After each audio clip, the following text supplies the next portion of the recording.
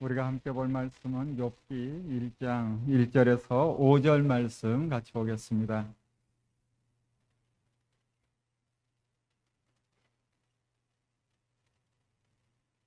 욥기 1장 1절에서 5절 말씀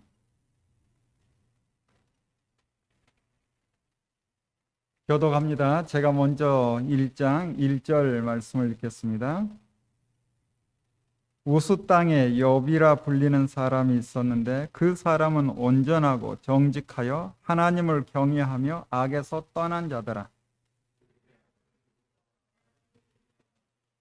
그의 소유물은 양이 7,000마리요 낙타가 3,000마리요 소가 500결이요 암나귀가 500마리이며 종도 많이 있었으니 이 사람은 동방 사람 중에 가장 훌륭한 자라.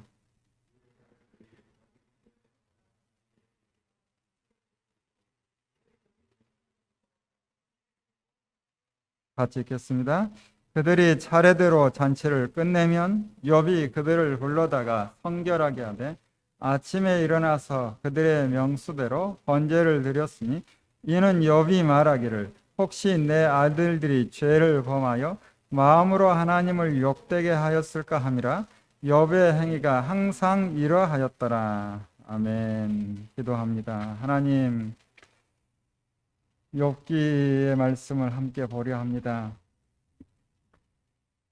1장부터 이어지는 하나님의 말씀을 통하여 하나님의 뜻을 발견케 하여 주옵소서.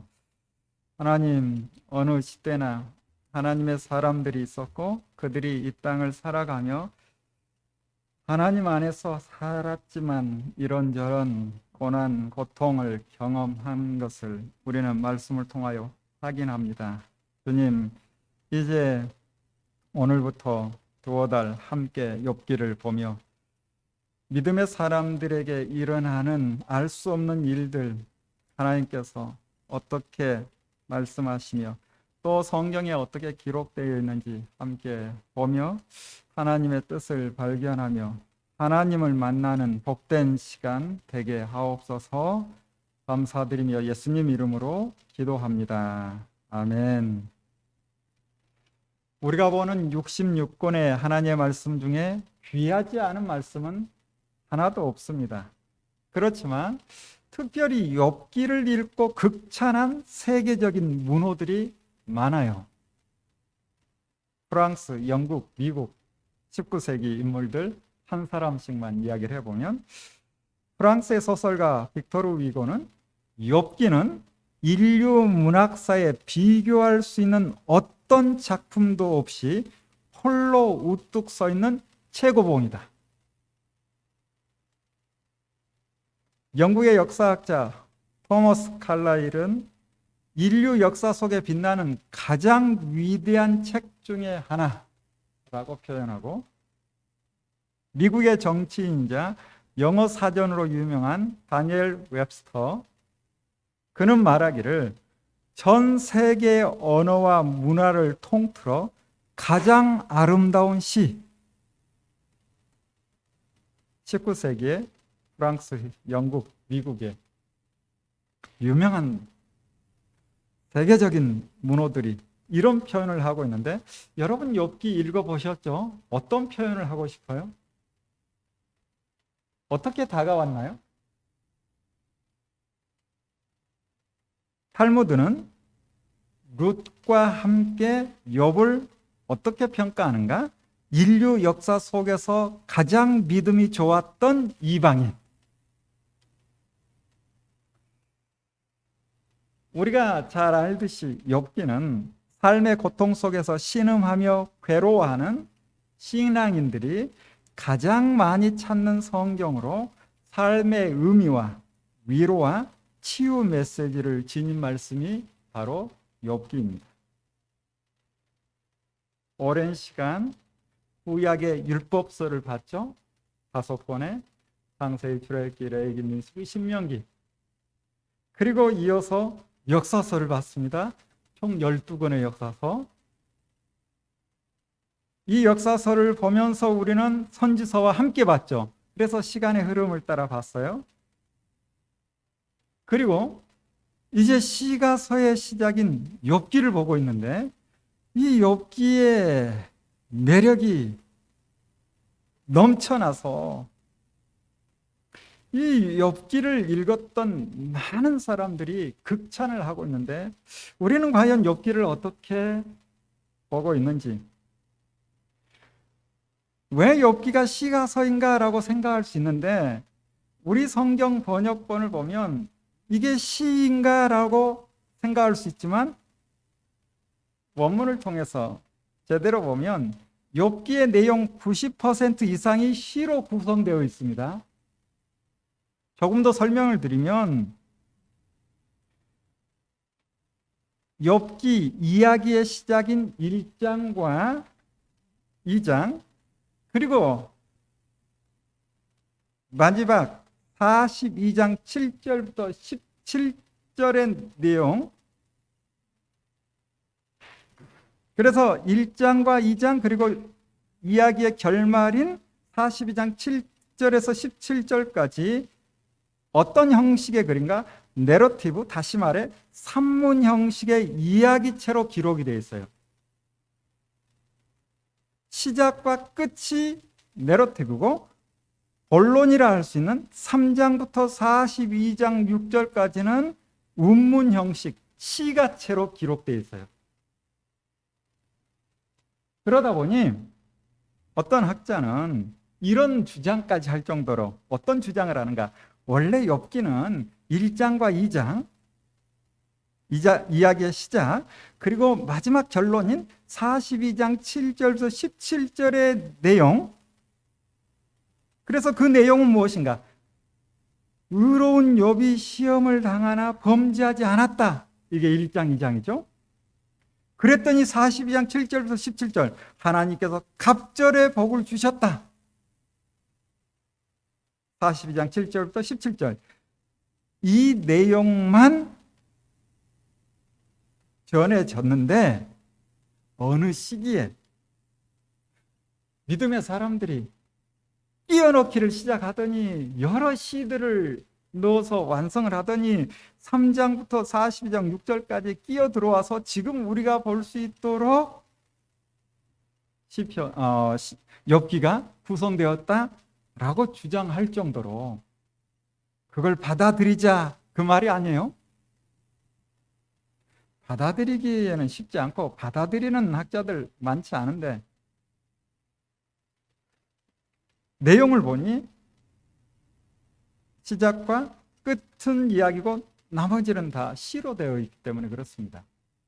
그렇다 해서 그 본론 전부가 시인가? 그건 아니에요. 32장 1절에서 6절은 이야기체로 기록이 되어 있고요. 이 욥기에 대해서는 정말 학자들이 많이 힘들어해요. 정말 욥이 저자인가? 그리고 이 욥기가 언제 기록됐는가? 많은 학자들이 다양한 주장을 하다 보니 어떤 주장이 옳은지 우리는 판단하기도 쉽지 않습니다. 알 수 있는 사실은 무엇인가? 욥이 살았던 시대는 족장시대라고 부르는, 다시 말하면 아브라함이나 이삭과 같은 시기,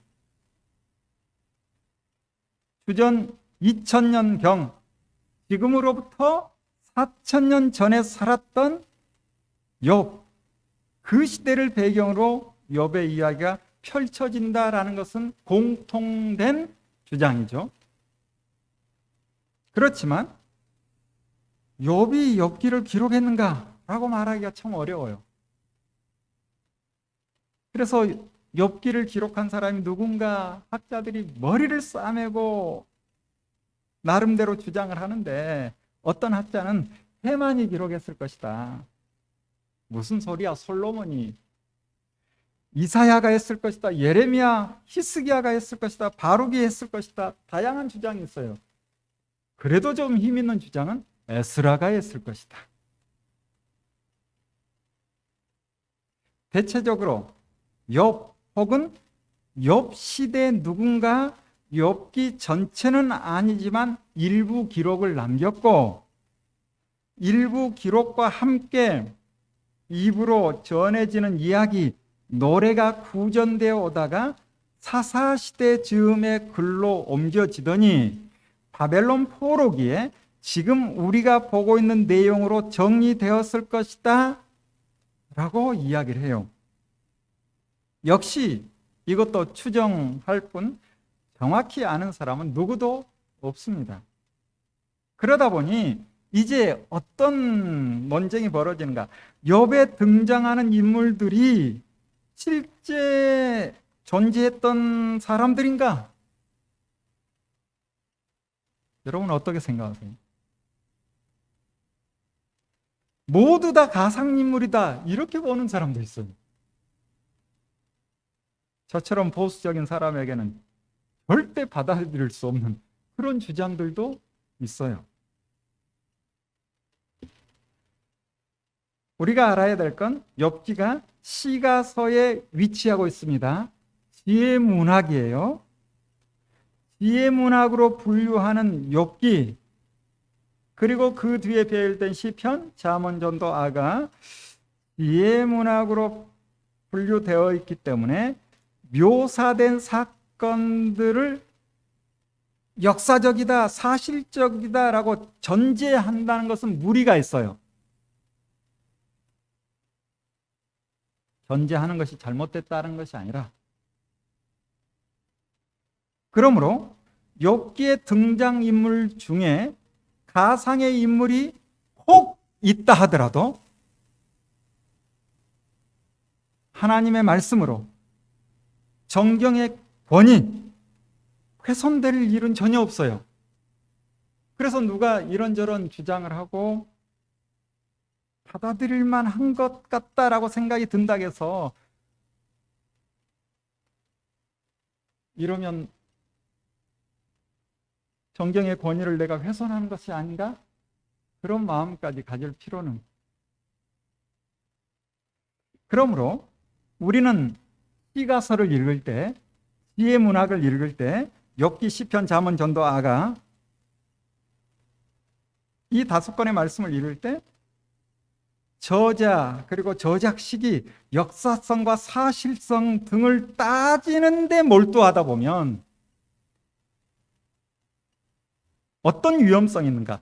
욥이 고백한 것처럼 잘 알지도 못하면서 함부로 말할 수 있기 때문에 조심해야 합니다. 이렇다 저렇다 단정하기가 어려워요. 결국 욥이 어떤 고백을 합니까?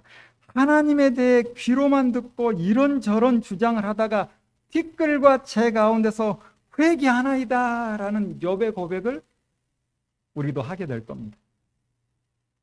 그러므로 우리는 욥기를 통해 그동안 귀로만 듣던 하나님, 이제 눈으로 만날 수 있는 기회를 삼아야지 학적으로만, 비평적으로만 접근을 해서는 위험할 수 있다라는 거죠. 자, 이제 큰 틀에서 욥기의 내용을 살펴볼 텐데 전체 흐름을 간단하게 살펴보면 말씀드린 것처럼 시작을 알리는 1장, 2장 프롤로그가 나오고, 그리고 마지막 에필로그 42장 7절부터 17절이죠. 그 사이에 이제 어떤 일들이 벌어지는가? 욥기를 읽으면 법정에서 일어나는 소송과 재판의 장면을 연출하고 있어요. 연극이나 뮤지컬처럼 시작을 알리는 프롤로그와 끝맺음하는 에필로그가 분명해요. 그리고 무대 막바지에 혼자 말하는 모놀로그와 같은 기록들이 등장하니 정말 한편의 연극이나 뮤지컬을 보는 것처럼 흥미진진합니다. 욥기가 법정에서 일어나는 소송과 재판의 장면을 연출한다라고 말하는데 정말 그렇듯이 검사가 등장하는데 그 검사는 사탄으로, 그래서 사탄을 검사로 표현하고 있죠. 욥이 피고인이에요. 그런데 욥의 죄 없음을 증명해 줄 것 같은 친구들이 알고 보니 검사가 세운 증인들이야. 그리고 욥은 혼자 자기의 억울함을 재판장 앞에서 토로해야 되는 그런 상황이에요.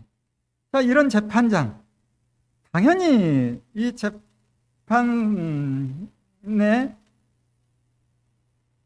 하나님께서는 재판하시는 분으로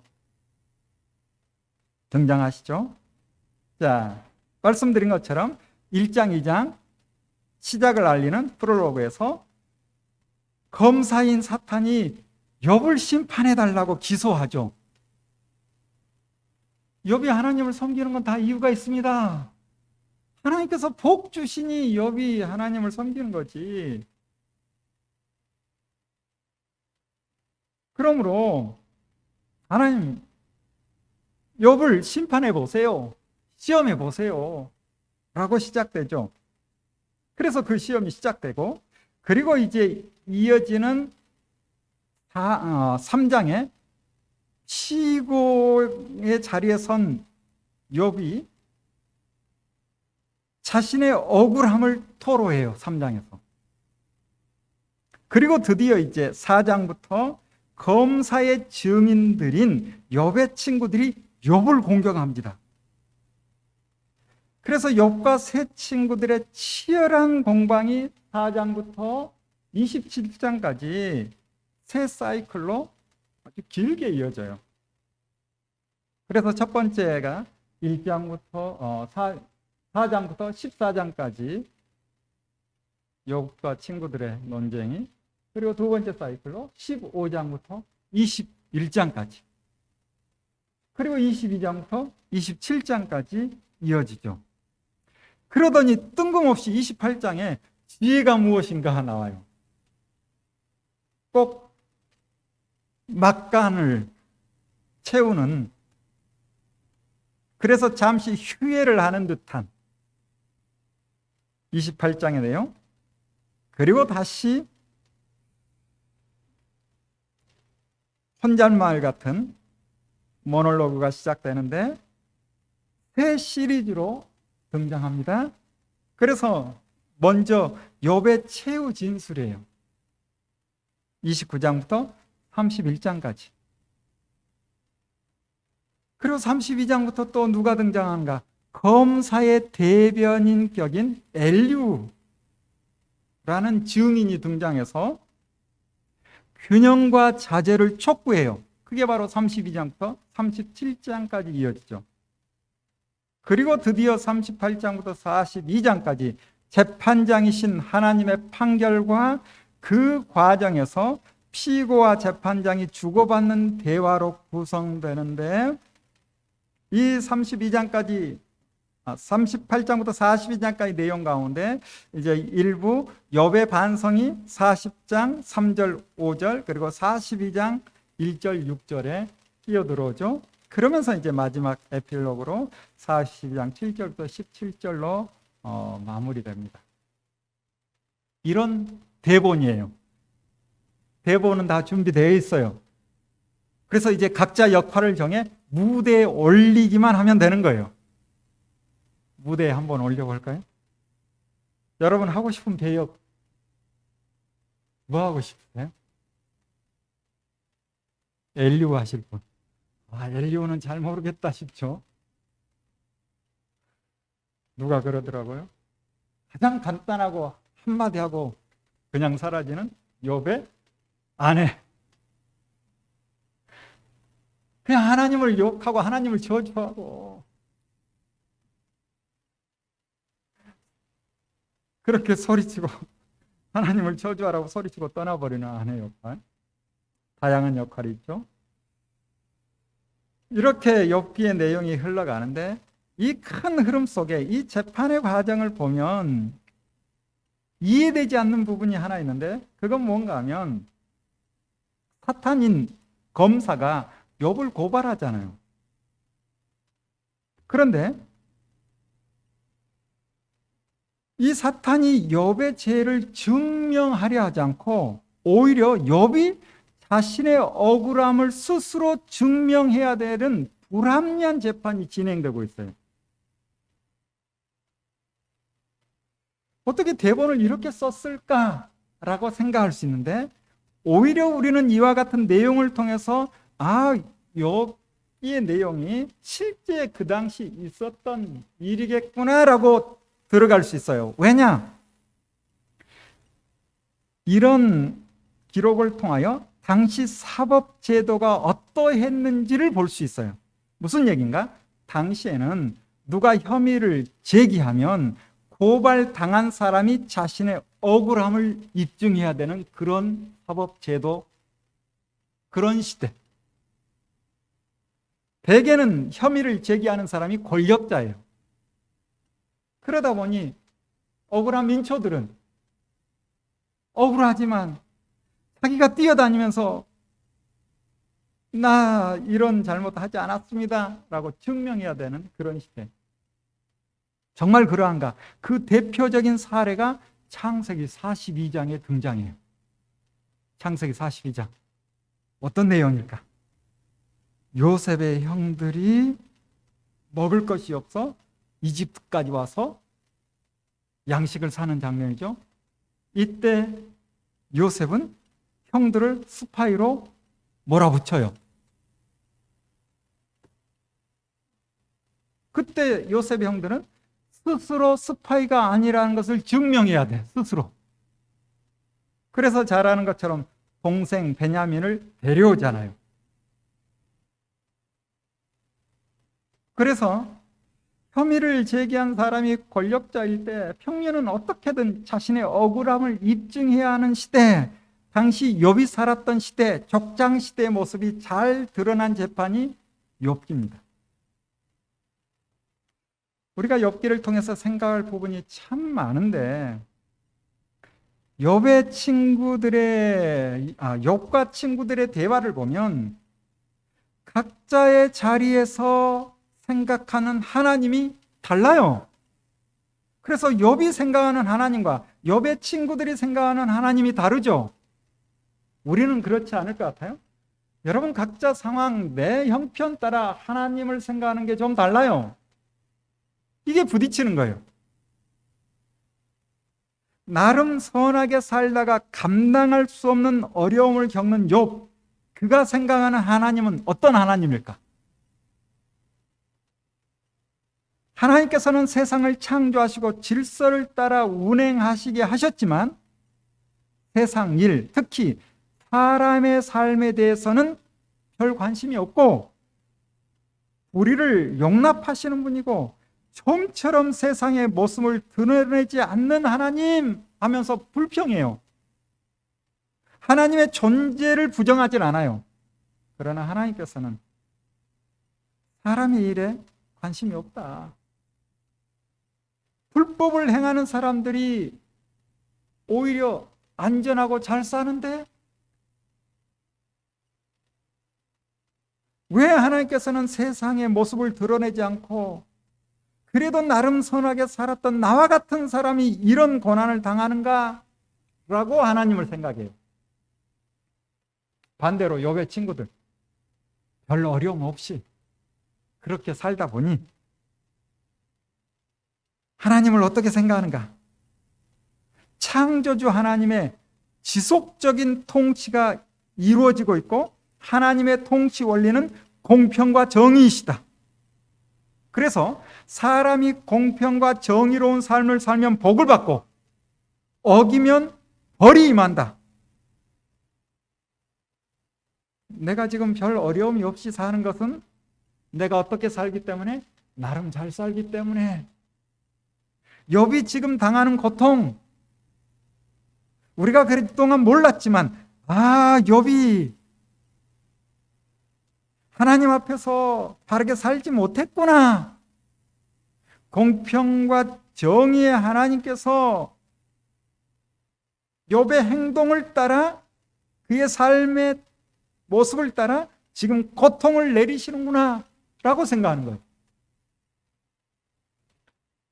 누구 말이 맞아요?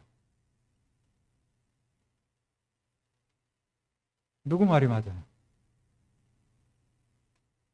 우리가 그동안 레기를 중심으로 신의 선 언약을 지켜 살면 생명과 평강을 누린다.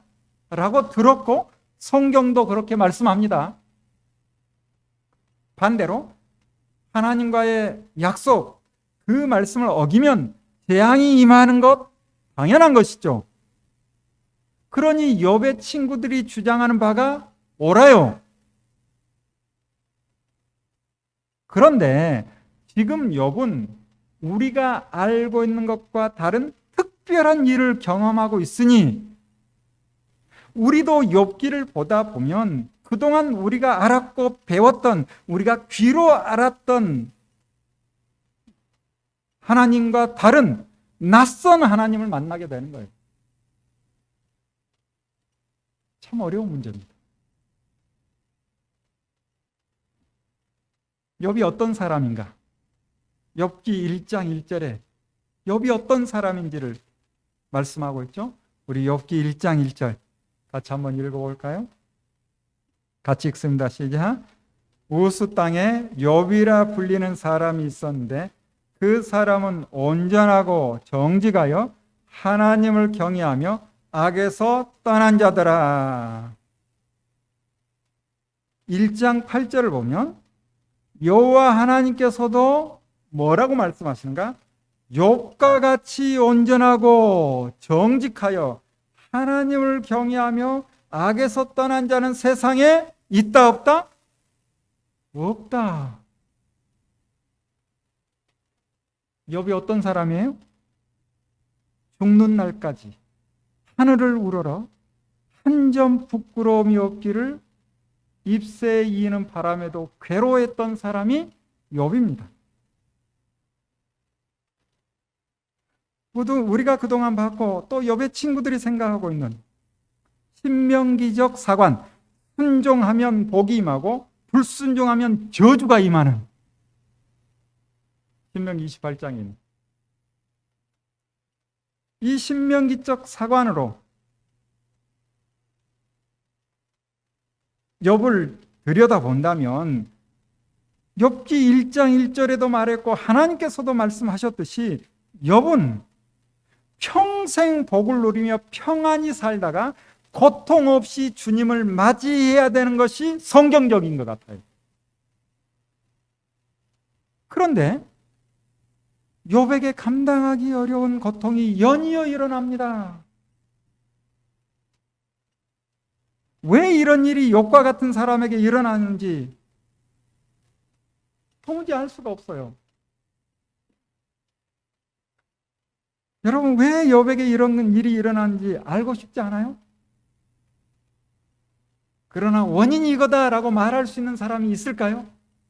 아무도 없어요. 욥기는 인간의 고통에 대하여 지속적으로 강조하는 것이 무엇인가? 욥기에서 말하는 것은 인간의 고통은 사람이 알 수도 없다. 그래서 어려워요. 알아도 이해할 수 없는 신비로 남아있다.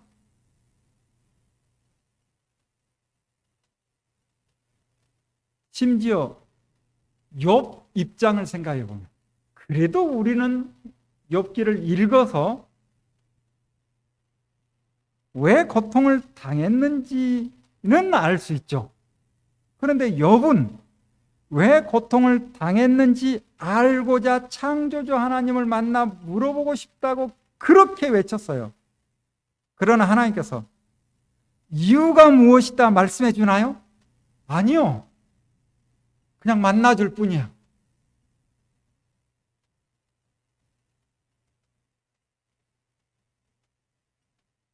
생을 다 산 후에 하나님 품에 간 후에야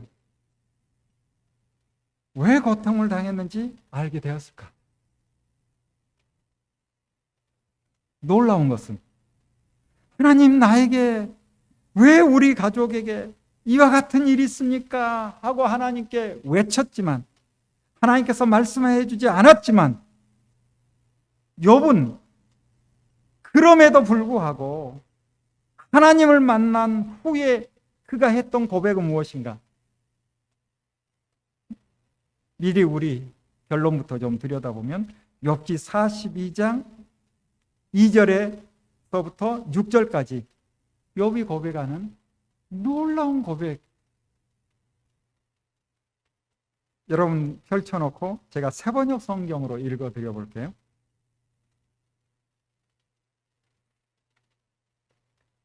주님께서는 못하시는 일이 없으시다는 것을 이제 저는 알았습니다. 주님의 계획은 어김없이 이루어진다는 것도 저는 깨달았습니다. 이 고백을 할 때 욥의 고통 사라진 다음인가? 아니에요. 고통 중에 고백하고 있는 거예요. 잘 알지도 못하면서 감히 주님의 뜻을 흐려 놓으려 한 자가 바로 저입니다. 깨닫지도 못하면서 함부로 말을 하였습니다. 제가 알기에는 너무나 신기한 일들이었습니다. 주님께서 말씀하셨습니다. 들어라, 내가 말하겠다. 내가 물을 터이니 내게 대답하여라 하셨습니다. 주님이 어떤 분이시라는 것을 지금까지는 제가 귀로만 들었습니다. 그러나 이제는 제가 제 눈으로 주님을 뵙습니다. 그러므로 저는 제 주장을 거두어 드리고 티끌과 잿더미 위에 앉아서 회개합니다.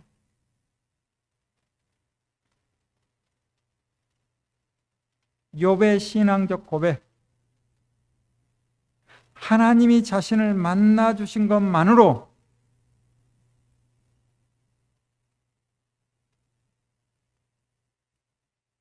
하나님이 자신의 고통을 알고 계시고 자신의 형편을 헤아리고 계신다는 것을 아는 것만으로 더 이상 그 무엇도 문제가 되지 않습니다라고 고백하는 거예요. 욥은 자신이 처한 문제에 대한 해답을 받은 것이 아니라 하나님을 만나는 순간 그가 당면했던 문제가 녹아내려 더 이상 문제가 되지 않았고 자기가 경험한 고통은 오직 창조주 하나님의 고유 영역에 속한 신비, 하나님의 주권,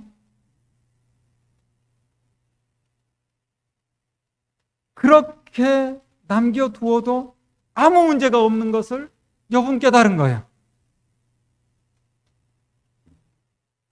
우리가 여기까지 가면 얼마나 좋을까?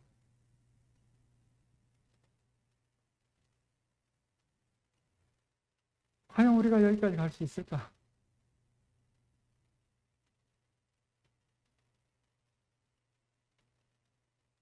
욥의 기록을 통해 의로운 사람에게 임하는 고난을 어떻게 보아야 할 것인가 많은 생각을 하게 됩니다.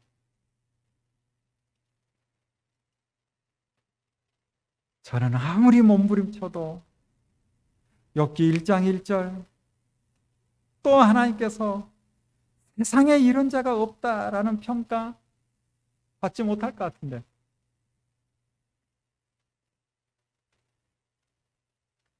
그런 평가를 받았는데도 이와 같은 고통, 고난 그리고 그 문제가 다 해결되지 않았음에도 하나님을 만남으로 더 이상 문제를 문제로 여기지 않는 욥의 신앙 고백. 내가 어떻게 하면 거기까지 갈 수 있을까?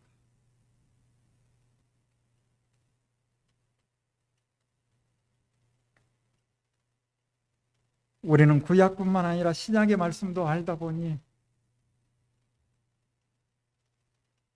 바울이 디모데에게 디모데후서 3장 12절에 무릇 그리스도 안에서 경건하게 살고자 하는 자는 박해를 받으리라 라고 하지만 사실 그 말씀이 욥을 이해하는 데는 한계가 있습니다.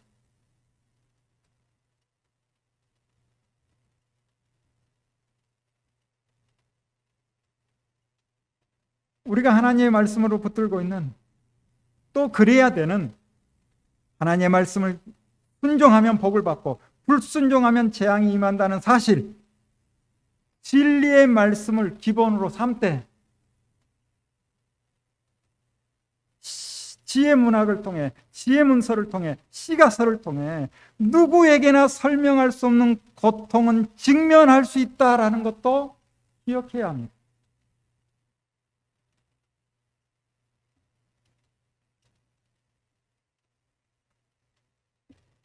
욥의 시대, 영적 세계를 잘 몰랐기에 의로운 사람의 고난 받아들이기 참 힘든 문제였고 하나님을 오해하는 사람들이 정말 많았죠. 그래서 욥기를 통해 말씀하는 것이 무엇일까 생각해 보면 큰 잘못이 없을지라도 고난당할 수 있다.